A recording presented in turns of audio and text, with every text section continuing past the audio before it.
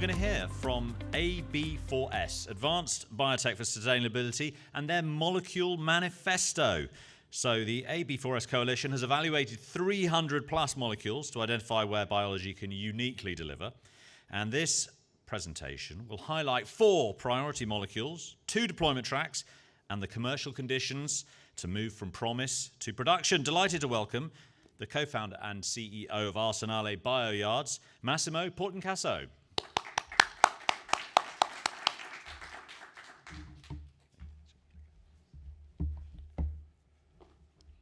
So, wow, thank you. I expected less people. Many of you, it's the last, so I hope I will be able to entertain you. You're asking why I'm here. I'm the CEO and the co-founder of Arsenale, but I'm also one of the co-founder of the Alliance of the Advanced Biotech for Sustainability Coalition. And I'm here to talk to you about the industry, because the reason why we started this is that this is an industry which has been promising a lot for a long period of time, but there's not always been an overlap between what was put on the market, what was wanted from the market, what happens in the lab, what happens at industrial scale. And the problem is not always only one of technology, but it's one of a kind of alignment across the different components. And this is where the coalition came together. So for us, it was really important to bring together different parties to the system so that we have startups like Arsenale, but we have also incumbents like L'Oréal. Fabien presented it earlier today. We have Evonik, but we have also organisms like EIT Food. So it was really important for us to build the bridge and cradle as part of it in Aleman as well, and also bring McKinsey with us to have the knowledge partner to support all of this. And the first thing that we did when we came together was to really look at the potential, make another assessment. There's been many assessments. I did some of those while I was at BCG still. But the potential of, I don't need to convince you about the potential about the biomanufacturing and the bioindustry. I'm preaching to the converted, but looking at the number is still quite impressive. It's more than 1 trillion potential. It's 60% of physical inputs. It's 3 times the global aviation emissions, and so on and so forth. It's really, really a huge potential which is there. So the question is, we've been assessing the potential, we know the potential, we believe in the potential, but where do we start? How can we kind of change gear and bring us closer to something that is really becoming reality? And it was incredible over the past 2 days seeing how things are coming together. I was in the session with Claire earlier today about the European Bioact 2. There is a lot happening. But I think it's really important, this was for us very important as a coalition, to come with something concrete. There is a meta layer that needs to happen about regulatory and incentives and so on, but we thought, let's take the other part, let's take what we can influence together as a coalition, which is really starting asking the right question. And this is what we did, and the result of that is what you see here. I will get to it in a second, but it was really important to start from the questions, because there's been a tendency over the past decades of seeing this very much as a push activity. What can I produce? And if I produce it, if I build it, they're gonna come and buy it, which was not necessarily the case. So we inverted this and said, let's look at it and let's look really what the market needs. What biology can uniquely deliver, because it doesn't mean that if the market wants it, there might be other ways to get there.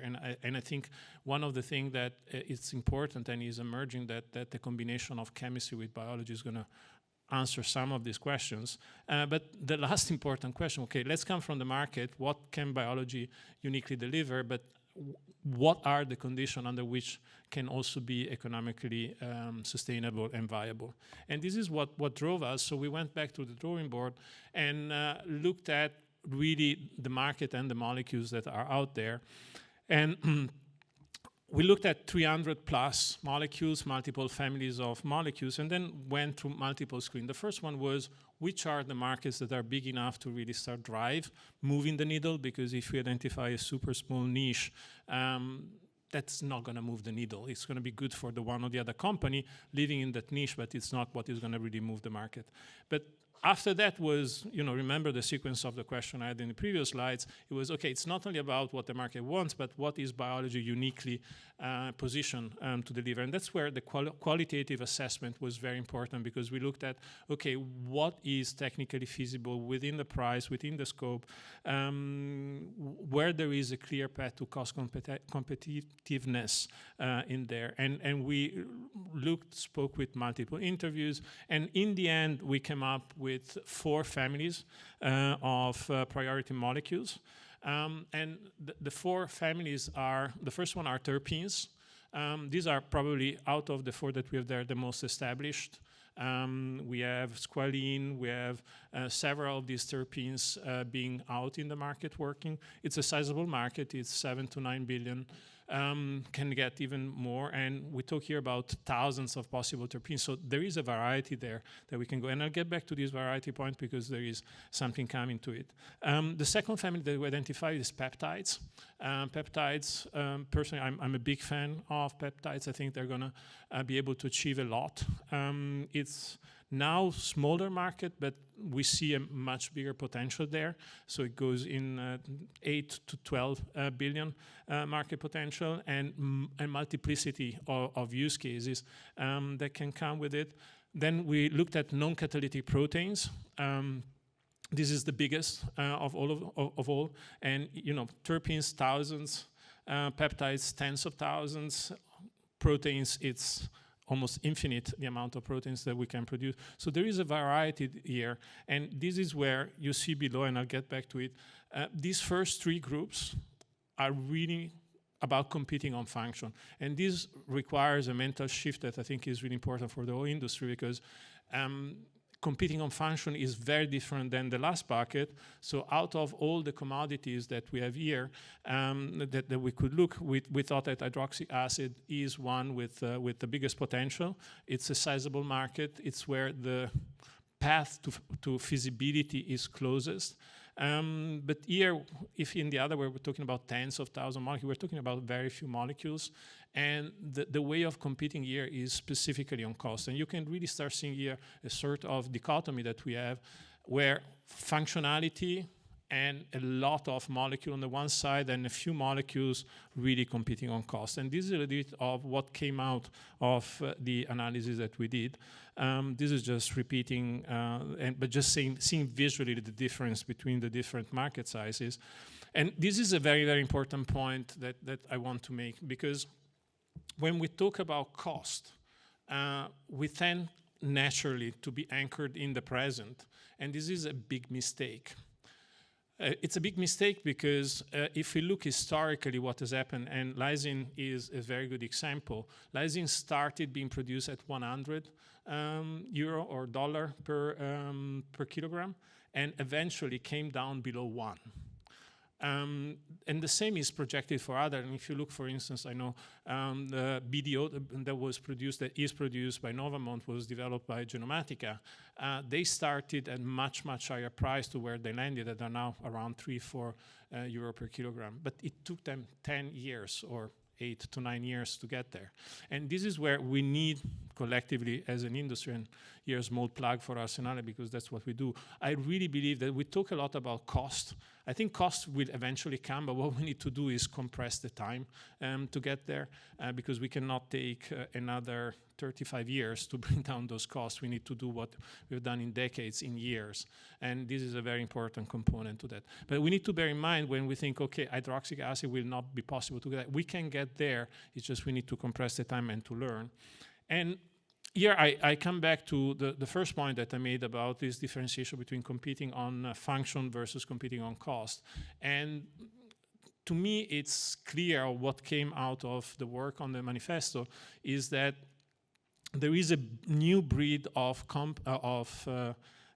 molecules that is emerging with a very different modularity version of production and development that is coming with it, because we're talking about possibly, given the multiplicity, the volume will be naturally reduced.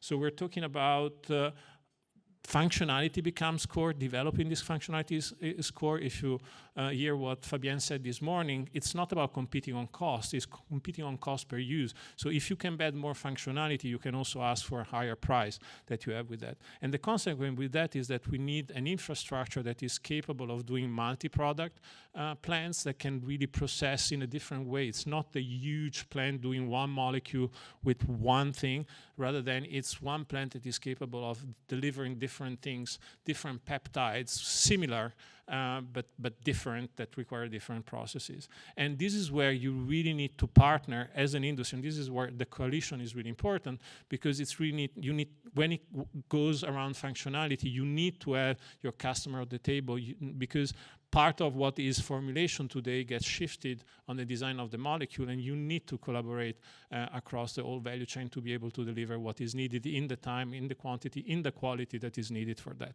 While on the other side, competing on cost is what we have been trying to do forever. Very difficult is competing against petrochemical. And I think that what we're going to learn on the functionality side is going to be very important also to be able to bring down the cost curve on the right side of this slide, and will allow us to finally achieve this 1 to 1.5 kilogram that is needed to do it. But here we're talking about few molecules, hyper-commoditization, huge quantities for which every single part of the value chain needs to be optimized, while on the other side is the value add is going to be really in determining the functionality and being able to iterate quickly and developing them quickly and bring them to the market. So, what are the 3 things that need to happen for these to become true? First, we need to start from the demand. And this is really, really important that events like this bring together the different parties, because we really need to coalesce the demand, and particularly for the one on this side. Without bringing together the demand, we will not be able to compete on cost. We need regulatory and other stuff, but it's really important. But demand needs to really come before infrastructure, and we need to also build an infrastructure that can support the demand in the sense that the functionality and the capability that it has are reflected in the infrastructure that we're building. I think this is really important. We heard this multiple times today. Was a big chunk of the discussion that we had with Europa Bio is about capital structure. We are lacking the capital to really put this new wave. It's not that we're lacking the capital, we're lacking the capital stack. The capital is there, but the capital infrastructure is not there to allow us to build what we should be building with the timelines that are needed to do it. It's not VC that is going to get us there. And we need something that allows us to get there. And also another topic that came up multiple times during this conference is the regulatory pathways is a really important component that to a certain extent is hindering some of the development in Europe. And to close, and this is really where my pitch now for the coalition is starting, is this is why we came together as a coalition, is really to bring together the demand commitment. We're working to align the capital and work on the regulatory and bringing collaboration models. The next phase for us as a coalition is now to start putting together working groups so that we don't only produce nice reports like this one, which I encourage you to look at, of course, but we really also need to walk the talk, and this is why having different components, different stakeholders, and together with us helps us a lot to get where we want to go. So to close, the next 18 months are going to be really important. The European Bioact 2, we hope, is going to move the needle. There is a lot going on. The China 5 years plan has come and is impacting it us quite a bit. So download the report. If you're interested, reach out to me. If you want to participate, share the Molecule Manifesto. I think that the more demand-driven we are, the better it's going to be for the industry altogether. And with that, I thank you for your patience with the last speaker of the event.